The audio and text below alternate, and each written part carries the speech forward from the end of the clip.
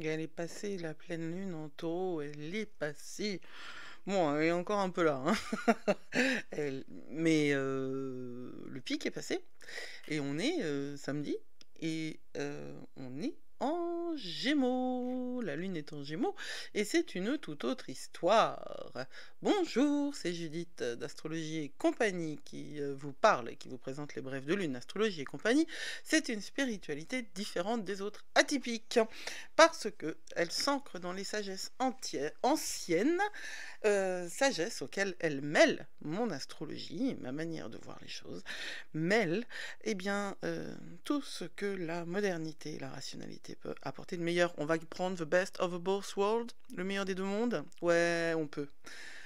À tout de suite. Là, on va mettre un petit peu de musique, genre 10 secondes, hein. Ça s'appelle un générique.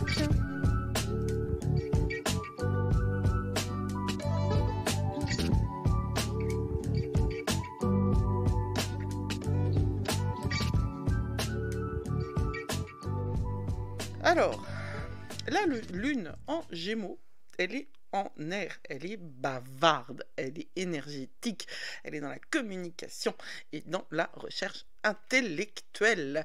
C'est un signe actif et extraverti, sauf si ça tombe toujours pareil sur les maisons 4, 8 ou 12.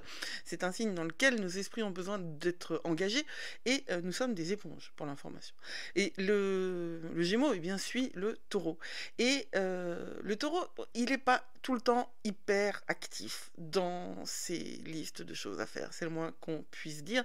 Il est plus dans la planification et ouais, dans le plaisir immédiat, hein, soyons clairs. Alors, avec le Gémeaux, il faut que nous commencions à voir un petit peu plus haut. Le Gémeaux, il a cette caractéristique formidable, d'abord d'être dirigé par Mercure, hein, qui est une planète associée au dieu Hermès, le messager des dieux, et puis en plus le Gémeaux, il voit plusieurs points de vue en même temps. Est-ce que c'est pas extraordinaire ça?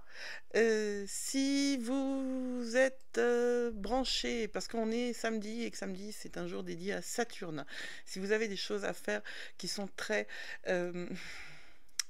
qui demande beaucoup de concentration, ça va pas être facile. D'autant que cette lune en Gémeaux, elle est sextile à Mars, et donc on va avoir le mojo pour s'exprimer, hein, et puis pour être à l'intérieur de notre vérité, vérité qui a encore plus été illuminée, éclairée par la pleine lune d'hier. Donc on est vraiment à l'intérieur de cette puissance de vous-même, tout en sachant que tout de même autour c'est Mars qui est trigone au nœud nord. Vénus a cessé d'être carré au nœud nord, mais il y a quand même quelque chose d'éminemment karmique dans tout ça. Je suis convaincue, moi, que nous vivons des temps karmiques. Je suis convaincue que ce que nous vivons maintenant a de l'importance. L'autre chose dont je ne parle pas assez et qui pourtant colore l'ensemble de notre de cette ambiance énergétique dans laquelle nous vivons, hein, de ce... Il y a un autre mot qu'ambiance, contexte, hein, on va dire ça, contexte énergétique, paysage, c'est le sextile de Jupiter à Chiron. Si vous êtes surpris par la puissance et de la guérison et du blocage à la guérison, eh bien c'est parce que Jupiter est rétrograde et que le travail il est intérieur et que ce sextile à Chiron il dure jusqu'au 18 novembre et qu'en fait on va chercher là dans tout ce qui nous arrive des indices sur la manière dont on peut guérir. Chiron est complètement concentré sur la guérison. Mais Chiron, lui aussi, est rétrograde et il est rétrograde en bélier. Jupiter reste sextile alors qu'il est en rétrograde en gémeaux. Qu'est-ce que ça fait rétrograde sur rétrograde? Est-ce que moins ça fait plus? Non, ça, quelque part si, mais ça fait plus dans le moins. C'est très clair, ça. C'est pour ça que j'ai pas fait de maths. Non, c'est parce qu'en fait, l'idée, c'est que la rétrogradation, les rétrogradations, nous invitent à encore plus d'introversion et un travail qui est encore plus sur l'intérieur. Donc en fait, tout ça nous invite à aller très profondément, très loin. Or, il est tellement pas facile d'aller loin. Jupiter sextile à Chiron, c'est vraiment quelque chose de l'ordre d'utiliser vos compétences, croyez en vous-même et travaillez sur votre guérison. Mais comme, eh bien, vous n'êtes pas seul, figurez-vous. C'est pas les... Le contexte, voilà, ça c'est le contexte planétaire, mais le contexte planétaire n'est pas la seule énergie, la seule influence à laquelle nous sommes soumis, évidemment. Ce qui est très intéressant, et on en parlait en commentaire, qu'est-ce que ça va donner que Saturne soit direct? Eh bien, ça va donner Saturne en poisson direct. Il y aura de la clarté, oui et non. C'est vraiment un moment où on va être testé psychologiquement et où les réalités inévitables qui ont été préparées lors de cette rétrogradation, qui encore une fois a travaillé sur l'intérieur, eh bien, vont être mises à l'épreuve à l'extérieur. C'est de ça dont il est question. C'est... ouais, je vais dire un truc qui n'est pas très populaire, mais l'expérience en elle-même, elle n'est pas tant importante que ça, hein. Ce qui compte le plus, c'est pas tant ce qu'on vit que notre volonté, notre désir de nous confronter à cette expérience et à voir qu'est-ce qui nous rend inconfortable dans cette expérience.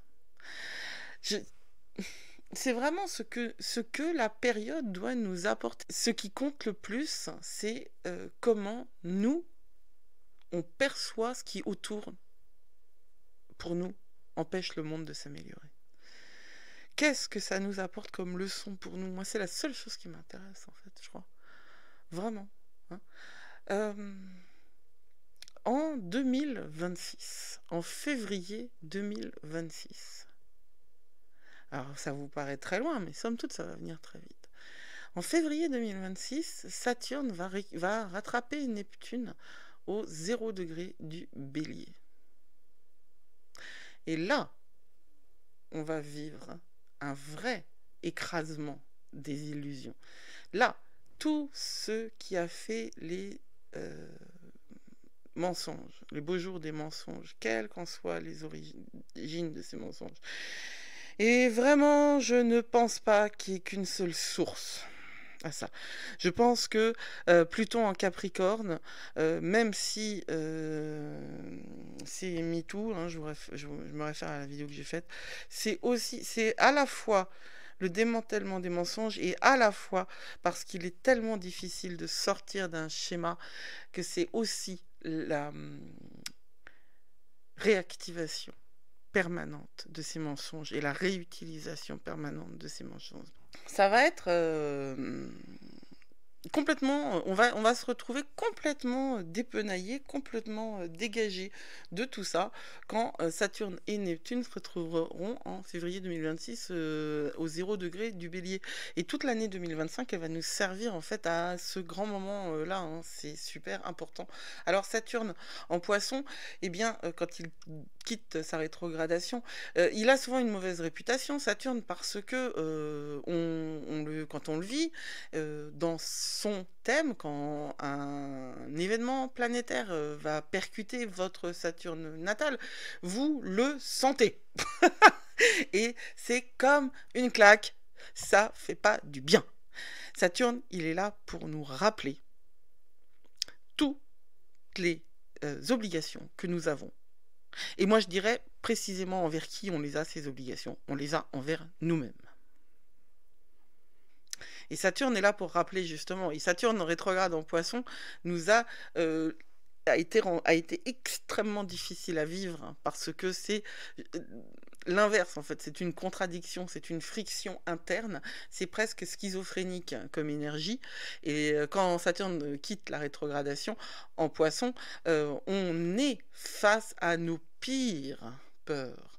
On est face à tous les mécanismes intérieurs, psychologiques, tous nos croyances, tous nos systèmes de croyances, pardon, qui sont mis en scène et mis en œuvre. Ce Saturne-là, qui dirige le temps, qui est en Poisson, qui dirige le monde des rêves, va nous permettre de d'amener nos rêves dans la réalité tangible à travers l'engagement, l'effort et le travail. Et la deuxième chose, c'est que on va avoir une conception du temps. Alors déjà que moi j'ai une conception du temps qui est vraiment très particulière, mais là ça va être encore pire.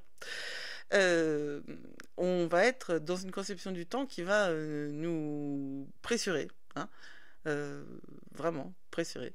Et la dernière fois que Saturne était en Poisson, c'était il y a 27-30 ans, hein, et donc il faut qu'on fasse très très attention à la manière dont on va utiliser notre temps et à surtout pas laisser nos peurs dépasser notre capacité à agir vers nos rêves. Même si même si on se demande d'ailleurs comment on va réussir à les faire, hein. Saturne en Poisson direct, c'est engagement, engagement, engagement. C'est ça en fait, hein, qui est testé, qui est mis en scène, et un pied avant, un pied devant l'autre. Le plus vous activez vos peurs, le plus, et vous les combattez, le plus vous êtes sur le bon chemin.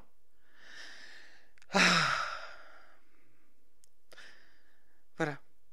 C'est beaucoup d'ombre qu'il va falloir gérer dans nos vies et dans le monde extérieur. Et j'avais vraiment besoin de vous parler de ça maintenant. Ce qu'on va avoir aussi avec ce transit de la Lune en Gémeaux, c'est l'opposition de Mercure à Jupiter qui va au contraire nous apporter beaucoup de possibilités d'être génial. Oui, d'être grand et d'être de l'expansion de l'énergie, même si Jupiter, encore une fois, est rétrograde. Quand on est avec Jupiter, même l'opposition nous donne quelque chose de puissant, hein. C'est comme quand la Lune elle est opposée au Soleil. On a un peu le sentiment, quand Mercure est opposé à Jupiter, même si Jupiter est rétrograde, on a un petit peu le sentiment qu'on est le maître du monde. C'est vraiment pas le moment de mettre votre cap et d'essayer de sauter du haut de la tour Montparnasse parce que vous ne volerez pas. Voilà, je suis désolée de le dire. On vole pas. Par contre, on vole pas en vrai. Par contre, on vole ailleurs, autrement. On vole dans nos rêves, dans la création de nos rêves, à l'intérieur de notre monde personnel, à l'intérieur de nos ombres. On peut être fort, être puissant, et on peut réussir à se relever et à devenir celui que l'on doit être. Peut-être pas dimanche matin ou dans la nuit de dimanche, parce que là, la Lune, elle est carrée à Saturne, entre 3h13 et 6h30, ce qui fait genre la fin de journée, la fin du samedi, hein, pour nos collègues outre-Atlantique. La Lune carrée à Saturne, c'est toujours pareil, enfin c'est toujours pareil, j'ai l'impression de le dire tout le temps, mais parce que j'ai l'impression qu'elle est souvent carrée à Saturne, la Lune. C'est quand nos responsabilités sont pas tout à fait alignées avec ce dont on a envie. Genre en Gémeaux, on a envie d'apprendre, d'aller de discuter, d'aller boire un café. Et en fait, non, on doit s'occuper de nettoyer la litière des chats. La Lune, elle est aussi opposée à Mercure de midi à 15h et conjointe à Jupiter. Oui, vous l'aurez deviné, puisque Mercure est conjoint à Jupiter. Alors, on a donc beaucoup d'énergie mercurienne, jupitérienne, beaucoup. La Lune en Gémeaux opposée à Mercure, ça veut dire quoi? Eh ben, ça veut dire qu'on va être complètement en overdrive intellectuellement et que on risque d'être là aussi tiraillé entre ce que l'on pense et nos émotions. Mais quelque part, ça nous aide qu'elle soit en Gémeaux, la Lune, quand elle est opposée à Mercure. Parce que on va sauter aux conclusions, on va penser en black and white, mais en même temps, on va savoir que, bon, c'est pas obligatoirement la vérité et que on peut tout à fait se laisser faire par nous-mêmes, hein. On a cette capacité, cette distance-là.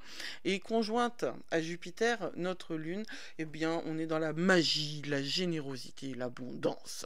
C'est un des meilleurs moments pour être avec les gens qui nous sont proches, ou pas d'ailleurs, hein. Et c'est tôt le matin, le dimanche, pour gens de l'autre côté de l'Atlantique. Et pour les Français, c'est de 13h27 à 16h46. 6, un très bon moment pour rencontrer des amis. Et si vous êtes dans le business, pour communiquer, genre faire des lives, des vidéos. Et pourquoi tu les utilises pas, toi, ces moments? Parce que je fais ce que je peux.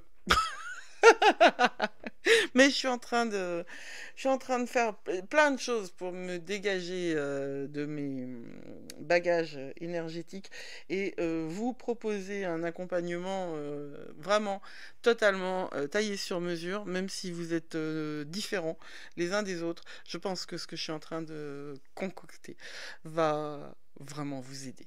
Voilà, c'était les brèves de lune pour le samedi 16 et le dimanche 17. On se retrouve pour une lune en cancer lundi. Et ça, c'est super top parce que bah, c'est fait pour ça. Lundi, c'est jour de la lune. La lune, elle est en cancer. Et en cancer, c'est Moonchild pour les anglophones. Et c'est trop bien, je trouve, comme... Ça, c'est hégémonique.